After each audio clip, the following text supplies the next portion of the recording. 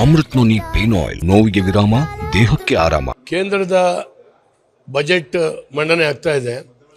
ಈ ಸಂದರ್ಭದಲ್ಲಿ ಬಹಳ ದೊಡ್ಡ ನಿರೀಕ್ಷೆಗಳು ಇದ್ದಾವೆ.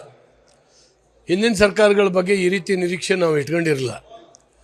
ಅದು ಇವತ್ತು ಮೋದಿ ಸರ್ಕಾರದ ಮೇಲೆ ಬಹಳ ದೊಡ್ಡ ನಿರೀಕ್ಷೆ ಇದೆ. ಯಾಕಂದರೆ ಅದು ಬಹಳಷ್ಟು ಅಭಿವೃದ್ಧಿ ಪಥದತ್ತ ಹಣವನ್ನು ವಿನಿಯೋಗ ಮಾಡ್ತಾ ಇದೆ. ಈ ಹಿನ್ನೆಲೆಯಲ್ಲಿ ವಿಶೇಷವಾಗಿ ಶಿವಮೊಗ್ಗ, ಚಿಕ್ಕಮಗಳೂರು ಮತ್ತು ದಕ್ಷಿಣ ಕನ್ನಡ, ಉಡುಪಿಯನ್ನು ಜೋಡಿಸ್ತಕ್ಕಂಥ ನಮ್ಮ ಆಗುಂಬೆ ಘಾಟ್ ರಸ್ತೆ, ಅದನ್ನು ನಾನು ಮತ್ತು ನಮ್ಮ ಸಂಸದರು ಪ್ರಸ್ತಾಪ ಮಾಡಿದ್ದೀವಿ. ಈಗಾಗಲೇ 470 ಕೋಟಿ ರೂಪಾಯಿಗಳನ್ನು ಇಟ್ಟಿದ್ದಾರೆ ಕಳೆದ ಬಜೆಟಲ್ಲಿ. ಅದನ್ನು ಮುಂದುವರಿಸಬೇಕು ಮತ್ತು ಟೆನಾಲ್ ರಸ್ತೆಯನ್ನು ಮಾಡಲಿಕ್ಕೆ ಒಂದು ಪ್ರಪೋಸಲ್ ಈಗಾಗಲೇ ಕಳಿಸಿದ್ದೀವಿ.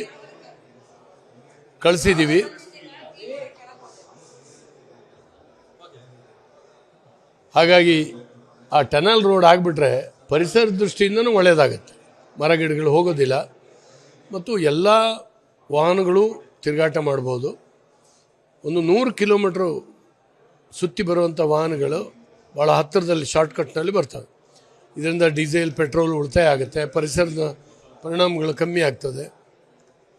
ಹಾಗಾಗಿ ಇವತ್ತು ಅದನ್ನು ಕೈಗೊಳ್ಳಬೇಕು ಅನ್ನುವಂಥದ್ದು ನಮ್ಮ ಒತ್ತಡ.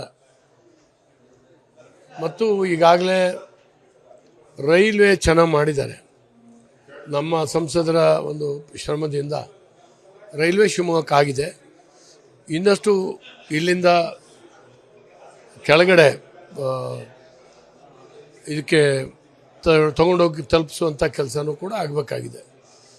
ನಮ್ಮ ಕರಾವಳಿ ಅದನ್ನು ನಮ್ಮ ಇಲ್ಲಿ ಹೇಳಿ ಕೆಳಗಡೆ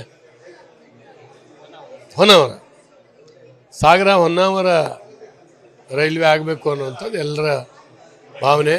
ಆಗ ಗೋವಾಕ್ಕೆ ಮತ್ತು ಮಹಾರಾಷ್ಟ್ರ, ಬಾಂಬೆಗೆ ಹೋಗೋರಿಗೆ ತುಂಬ ಈಸಿ ಆಗುತ್ತೆ.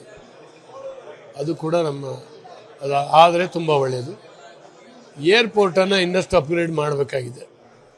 ನೈಟ್ ಲ್ಯಾಂಡಿಂಗು ಇವೆಲ್ಲವನ್ನು ಕೂಡ ಮಾಡಿದ್ರೆ ಒಂದು ಇಂಟರ್ನ್ಯಾಷನಲ್ ಏರ್ಪೋರ್ಟ್ ಆದರೆ ಇನ್ನಷ್ಟು ಚೆನ್ನಾಗಾಗುತ್ತೆ.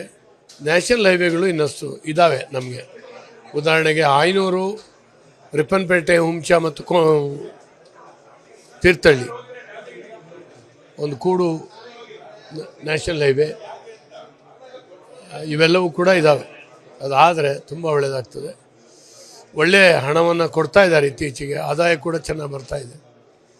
ಈ ಅಭಿವೃದ್ಧಿ ಕಾರ್ಯಕ್ರಮಗಳಿಗೆ ಬಹಳ ದೊಡ್ಡ ಹಣವನ್ನು ಕೊಡ್ತಾ ಇದ್ದಾರೆ. ಇದು ಕೊಡಲಿ ಅಂತೇಳಿ ನಾನು ಈ ಸಂದರ್ಭದಲ್ಲಿ ನಿರೀಕ್ಷೆ ಮಾಡ್ತೀನಿ.